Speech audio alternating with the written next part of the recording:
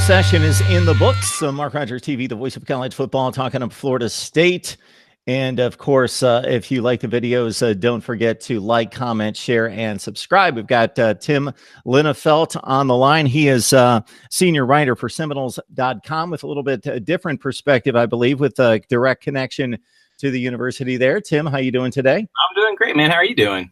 I'm doing just fine. I appreciate you taking the time out to do this. And certainly before we dive into the football team and what was accomplished and what the storylines were over the past month there in Tallahassee, if you could just explain your connection to the university and Seminoles.com. Sure, yeah. So basically, I started out working in newspapers and traditional media, print media, and then a few years ago, the athletics department at Florida State kind of decided to get more into digital media, and part of that was having essentially a beat writer in the in-house for Seminoles.com, the official website of the athletics department. It's something that's become, I think, a lot more common in college athletics and professional athletics as well. Pretty much everybody has a website and has somebody like me covering the team. I think the University of Florida actually has two guys down there covering the team and providing sort of the ins and outs. And we like to offer a bit more of an inside perspective when we can, obviously, and kind of get into the nitty gritty of practices and things like that. But I've been around this. I've been covering the team in some capacity for 12 years. I grew up in Tallahassee. So, I'm not just somebody who just showed up and walked out there and thought that I knew everything after 10 minutes. I've been here for a little while. So that's a great advantage. As you mentioned, you're privy to workout sessions, you're privy to information and relationships that aren't necessarily a given for anybody else. At the same time, I would think that there would be some level of positive spin, not that you're blinded to 7 losses last year, for example. Is that what it was? Yeah, that's what I understand. 7, and that's not over the last 3 years, as is typically the case. That's all in one season, unfortunately. Yeah. But how do you give an objective perspective, but at the same time you're working for the university? Sure. Well, I mean, look, I think there has to be some degree of buy-in from the university and the programs, and we've been really fortunate in that regard.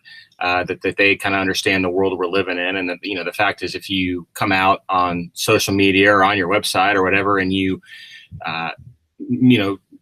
don't tell the truth, or if you misrepresent what happened, you're gonna get crushed for it, and then all of a sudden you're looking worse than you did just by losing a game. And it's to be perfectly honest with you, it's kind of an interesting dynamic for us, because when I started at Seminoles.com, I started in between the 2013 and 2014 football season. So they didn't lose a game in 2013, so that would have been pretty easy. They didn't lose a game until the very end of the season in 2014, so that was pretty easy. And so I remember sitting in the Rose Bowl after that Oregon game, being like, all right, well, what do I do here? And so it was kind of an interesting situation. But my own personal approach that has served me well, I think, over the past few years, is to say that I'm never going to lie to you. You know what I mean? Like, I'm not going to say that the score wasn't what it was. I'm not going to tell you that the team played well when it didn't. And that's not just football, that's across the board. Typically when things are going poorly, my approach is, you got to state the facts. You got to say what happened. Again, I'm not going to not tell the truth about what happened. And then I try to think, okay, well, how can this move forward? What does it mean going forward? And maybe I don't dwell as much on a loss and think about, what's next? What can be done to get better? What is the team trying to do to move past this? And I think that approach has worked pretty well. The baseball team is always good. I assume that right now. I don't know technically about 2019, but the baseball team and the program is traditionally good. The basketball situation up and down, but very good here recently. How much does football still drive the traffic there? A lot. It just is what it is. I mean, Florida State, it's a passionate football program, and with passionate fans. And like you said, baseball has a really, really intense group of supporters. They've been good forever. Basketball I mean, really, they just wrapped up the best 3-year stretch in the history of the program, so that's been really good for that aspect of things. But I mean, no, it's Florida State football. Mike Martin, the baseball coach, I always likes to say, he's sort of famously that he knows what drives the train, and I think that's probably the best way to put it is football. I still think is kind of king of the castle, but and particularly with men's basketball lately, you are seeing a lot more engagement with that and people, and that's just a result of them being really, really good. But, when you have, especially this year, ACC opponents coming in, it used to be back in the day, with your best attended games would be Duke and North Carolina, and people were coming to see Duke and North Carolina. Now, for an ACC game, regardless of who's playing, the place is pretty full. And, it's becoming more of what I would call a smart basketball fan base, knowing what's happening, knowing when to get loud, knowing when to get quiet, that sort of thing. And so that's been kind of cool to see that grow sort of organically. However, I mean, make no mistake about it, football is the king of the castle. We're on the line with Tim Linnefelt from Seminoles.com, where he is senior writer with a wealth of experience there covering Florida State athletics. All right, we'll break it down based on what's happened in the last month. Before I dive into anything specific, you may have a different perspective in regards to what stood out to you, what players seem to be breakout players potentially for 2019. What are your own personal storylines that may be a little bit different than everybody else's? Well, I think that I don't know what everybody else's are, but I would suspect we're probably pretty aligned in that getting the offense going for Florida State, I think, is probably their most important thing. And obviously they did go 5-7 last year. Well, typically that means you probably didn't score enough points. And they didn't, it wasn't like they were losing shootouts. I mean, it was an offense that I think had a hard time getting in gear a lot of the time. And Willie Taggart came in and wanted to run a hurry up, no huddle, you go as fast as possible, which is really common in college football these days, but it's something that Florida State hadn't had to do. They ran a pro-style offense under Jimbo Fisher, and so you had a bunch of players who were used to doing that, and a lot of them, they were recruited to do that. So now you got a new coaching staff that comes in to install a new offensive system, and everybody was on board with wanting to do it, but man, that takes time. It takes it's a difficult transition at times, and I think it showed itself to be a difficult transition. It's particularly seeing guys, the speed with which you have to finish a play, get back to the line of scrimmage, get lined up properly, have everybody in sync. I mean, they had a hard time with that, pre-snap penalties, procedural penalties, that sort of thing, things that would get them out of rhythm, get them out of sync. And then all of a sudden, for that type of offense that thrives on rhythm and being in sync, I mean, it just kills you. So I think they had a really hard time with that. So fast forward a few months, and I think getting that under control in the spring was a huge priority. And I think it's hard to say until August, but based on what you could tell, I mean, guys looked a lot more comfortable in it. I think part of that probably comes from just most of them having extra time in the system. Your new guys were recruited by the current staff, so maybe they have a little bit more familiarity with that type of offense as well.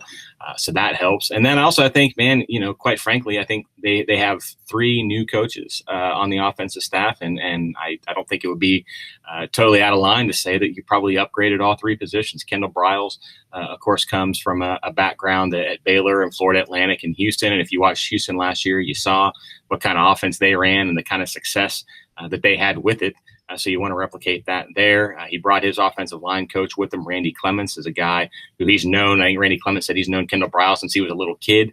And something that I hadn't really considered until I heard the coaches talk about it was how important it is to have a relationship and with your offensive coordinator and your offensive line coach, how important it is for those guys to be in sync and how that kind of lays the foundation for your offense for those guys to sort of be in lockstep. Well, Florida State didn't have that last year. Their offensive line coach and their offensive coordinator are both gone now, came from completely different parts of the country and different staffs, and they had met each other their first day of work at Florida State. So that didn't happen. And then you bring in our wide receivers coach, who Florida State fans are familiar with, and Ron Dugans, who won a national championship here as a player, has been around, had worked with Willie Taggart previously, had also coached at Louisville and Miami and some other places. So he's, I think a lot of folks consider a rising star in the profession. And I think those guys seem to be working really well. Kendall Briles and Randy Clements work well together, and Ron Dugans, as best we can tell on those practice fields, has been a good complement for that as well. So I think when you factor in guys being a little more comfortable in the system, just having been in it for a long time, and then coaches who know each other and know that system a little bit better, you like to think it adds up to some positive results. And it looked that way on Saturday during the spring game. And Like, I understand, there's always the caveat if the offense is moving the ball really well in a spring game, does that mean the offense is good or is the defense not good? Well, the truth is, man, I don't know how to answer that, but I can tell you that from my eyes, I think the offense looked like it had made some positive strides. And of course, when you reference everything that has to go right before the snap occurs, and then to get set within 15 or 16 seconds to do it all again, and everything again that has to work right, the guy that needs to process the most information to not just make sure that he's doing the right thing, but that everybody else is in the proper places. Of course, James Blackman, who's no longer just wet behind the ears and just thrown into the fray as he was 2 years ago when DeAndre Francois went down against Alabama. This is a guy that I seem to get tons of feedback in both directions on when I talk to Florida State fans and media in regards to their thought process in terms of his ceiling, his ability, what he's produced, what's been his fault, what hasn't. I've been impressed with the kid's toughness, if nothing else, getting off the deck repeatedly, despite the smallish frame. Just a tough quarterback, and he seems to have some exceptional skills. And I would think working with a guy with the track record of Kendall Briles, who has resurrected offenses, and then once he leaves the last two programs, they drop off the cliff, that he's got to be excited about running this offense. Yeah, I think he is. I think he's excited to – it's a different situation for James, right? Because like you said, he was thrust into action in a difficult situation. And even, remember at the time, people were surprised that he was the next man up. I think most people expected J.J. Cosentino, and then James was kind of a surprise starter. So now you're a starter for a year, and then you lose your job again last year. And it was a tough situation because if you remember, I think James kind of did everything right in terms of his attitude and work ethic and saying all the right things in public. But then you remember the one game at North Carolina State, DeAndre got hurt. James came in and played pretty well, and Florida State lost the game. But he looked pretty good running that system and throwing the ball. And then you lose your job again, and then the season goes the way that it does. And so I think from James's perspective, like, nobody wants to say this, and I don't think Willie Taggart, wants to foster this attitude necessarily with James Blackman. But as of right now, I mean, this is James's team. He's the only guy on the quarterback only guy on the quarterback depth chart that's taken a snap for Florida State right now. And so, could something happen in the fall where somebody else were to surge up and steal that starting quarterback job? I mean, I guess so, but my personal opinion is I'd be really surprised by that.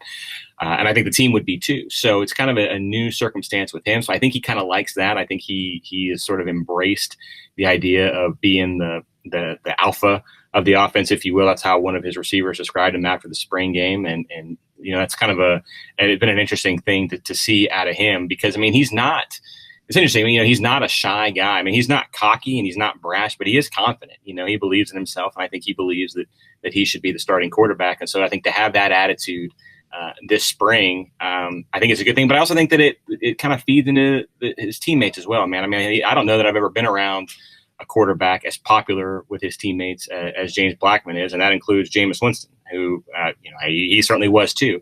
But man, those guys love James Blackman. There's no way around that. And I think that matters. I mean, like, I understand that's not a substitute for talent or ability or execution, but man, having a quarterback in the huddle that the other 10 guys believe in is a pretty big deal. And so that's been kind of cool to watch that develop a little bit too. Tim, it's been a wide receiver position that's been elite through the ages.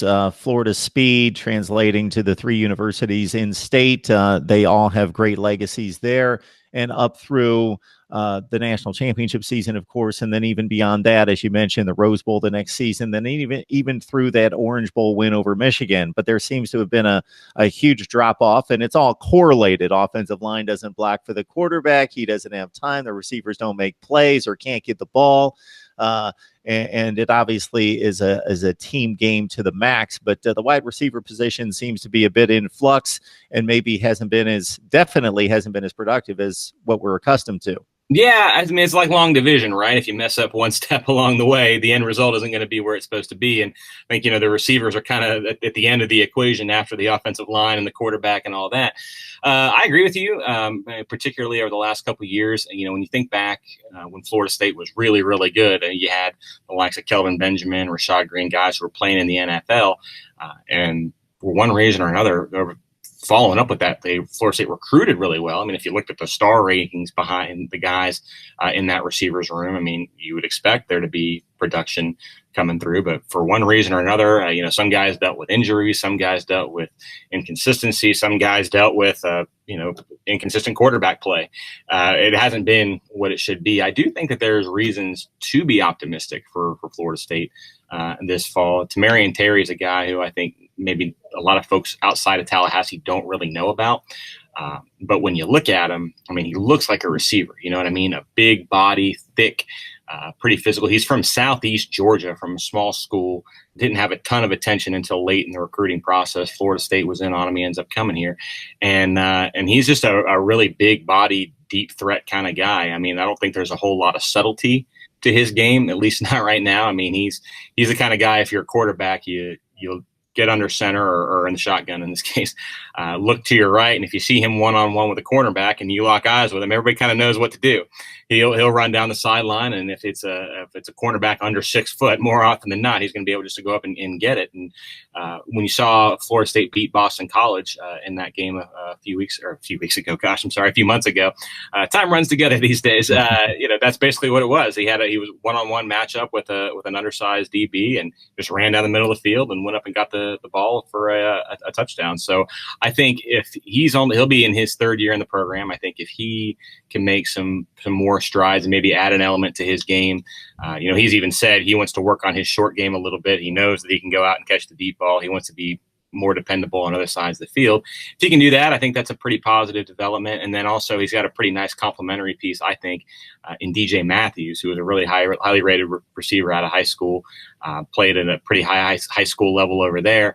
And he's the complete opposite in terms of physical build, right? I mean, he's a little bit smaller. I think he weighs, 160 pounds on a heavy day, but he's the guy that can line up in the slot and sort of get lost over the middle of the field, in between bigger players. And if you get him the ball, maybe he can make somebody miss and get down the field. So, I think having one of each of those guys is probably a pretty good thing. Of course, you need more than 2 receivers. I understand that. But if you have high-level guys that can stretch the field and 2 can cause some problems underneath, maybe you have the makings of a pretty potent passing game. MarkRogersTV, the voice of college football, talking up Florida State with Tim Linnefelt from Seminoles.com. I don't know that there's been a positional unit more criticized during this run of under 500 football for the past 2 years than the offensive line. And fans have consistently commented that this has been the one unit that's been underserved.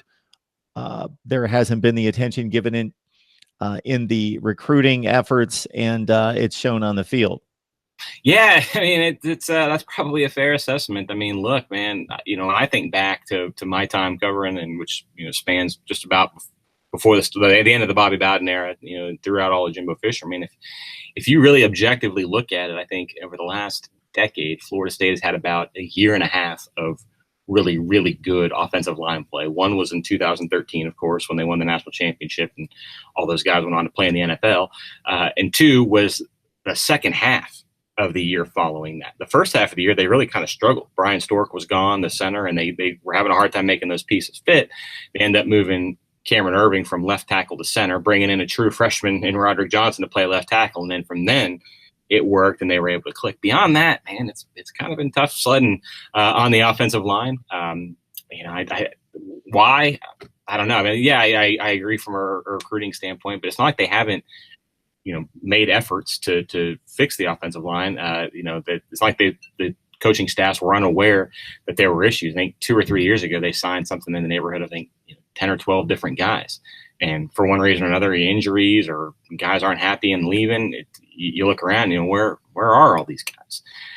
And so, yeah, man, I mean, it's kind of a situation where I think that's sort of where they are now, is that they have signed a lot of different offensive linemen. I think the biggest thing they needed to do was just fill the room a little bit. I mean, by the end of last year, you look over at the offensive line in practice, but they don't have hardly anybody. You guys were either hurt or there was attrition, and the 5 that they had was almost the 5 that they had to use because they had so few options. So now they've been able to bring in some new guys. There'll be some more in the fall, and just to be able to create some depth and create some competition in practice. I mean, if you know that there's nobody behind you, that can kind of maybe mess with your motivation a little bit. So now that you're creating some competition in practice, I do think I'm curious to see what kind of results Randy Clements gets from these guys.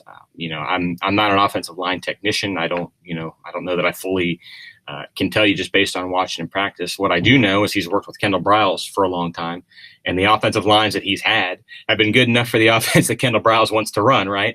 So that, I think, is a pretty good sign for Florida State fans. He is fun to watch. I'm used to watching offensive line coaches, like you think stereotypically, that are yelling and screaming, and maybe there's some French in there as well. And he is not that, man. I mean, he is a more calm in demeanor. He's constantly seems to be teaching, instructing, going over technique. I don't think he stops talking for the entire length of a 2.5 hour practice. I mean, there's always something going on with him. And so that's kind of cool to see. Man, I would be remiss to make projections. I think, the track record for the offensive line, Florida State fans, they don't want to hear it. They want to see it. And unfortunately, we can't see it until August. So I get that. I understand that. But based on what we've seen, the last few weeks in spring, I at least think, me personally, I think it's a cool approach, and I'm curious to see how it pays off. Talking up Florida State, Mark Rogers TV, the voice of college football. If you enjoy what we do here in delivering the best in discussion, debate, and analysis on a regular basis, daily basis across the Power Five, please like, comment, share, and subscribe. We got Tim Linnefelt on from Seminoles.com. I guess, Tim, unintentionally, I'm making my way across the positional units, but I don't want to. Okay. I don't want to drain it out that much. We're not going to dissect the left guard position, for example, and go 3 deep there. I'll just throw out the defense in regards to what the standard is. Brian Burns, in particular, comes to mind as somebody who's moving on. In regards to your thoughts about who could stand out this year, who are the guys to watch, and the production on that side. Sure. Well, the number one guy I'd really keep an eye on for Florida State's defense is the defensive tackle Marvin Wilson, number 21. He'll be a junior this year. He's a guy that, man, I mean, when you think about the modern NFL, which places emphasis on big, strong defensive tackles, and then backing those guys up, I mean, he's it. I mean, I think he's to me a surefire NFL type of player going into his 3rd year in the system. And there were times during practice that, and this was, Burns would do this last year too, where, you almost had to plan practice around him because he was just so disruptive and so hard to block that you kind of couldn't do what you wanted to do. And so you got to adjust from there. So, I mean, I think he's going to be really, really good. And then I think it's probably going to be a strength of the team. That's one area where Florida State's staffs, Jimbo's staff, and then even now Willie's staff too, have been really, really good at recruiting defensive backs. I mean, they've got a pretty crowded room there and a lot of talent. And Levante Taylor is a guy who I think probably could have been a 3-year guy if he wanted to be, decided to come back. They've got him moving around, doing some different things out there. And then the 2 guys who I think probably had the best spring, or one guy I really think made the best spring of anybody, was Asante Samuel Jr. I loved what he did at the cornerback spot. And then between him and Stanford Samuels III on the other side, I think they're going to be pretty good at the cornerback position. The one question, and this has sort of been, the what we just talked about with the offensive line, same dynamic applies to linebackers. I think Florida State fans have been aching for good linebacker play really since the days of Telvin Smith and Christian Jones. And it's sort of a really kind of a similar situation where, they didn't have a lot of depth there last year. The guys they played were the guys they had, and they've gone out and signed some more players to come in and create some competition and try to make some things happen. And, early returns, of course, but I like what I've seen, especially from a kid named Jalil Mcrae. He's an earlier enrollee freshman, played down at the IMG Academy in Bradenton. So, he played high level football, and man, he just looks like he belongs. He looks like a linebacker too. You know what I mean? Like, he's not just like a pass rusher lined up in the middle of the field. I mean, you think about what a linebacker is supposed to do in terms of, being able to do a little bit of everything, and, athletic enough to drop into coverage if need be, but can, support the run defense, all that kind of stuff. I mean, he looks really, really good. Now, again, for the caveat, he's been on campus for 3 months. So, he's going to have some growing pains, but if that's the way this thing is trending, I think you've got to be pretty happy with that. Tim Linnefelt, Florida State coverage here at Mark Rogers TV, the voice of college football. You can join Tim at Seminoles.com for top flight coverage on Florida State athletics across the board. Tim, I'm going to leave you with this. This is completely out of left field, but based on your experience, your background with the program, and following it and covering it for this long, do you have a favorite game? Do you have a memory that stands out to you? If I pinned you down to one, or you could stretch it to two or three, because that's kind of difficult. Sure. Yeah. Okay. So as a professional, and the national championship game, Auburn was pretty tough to beat. Being there for that, and not just the end of the game, because I tell you what, man, my first thought when Kelvin Benjamin passed. Do we have a minute? Can I tell you the story?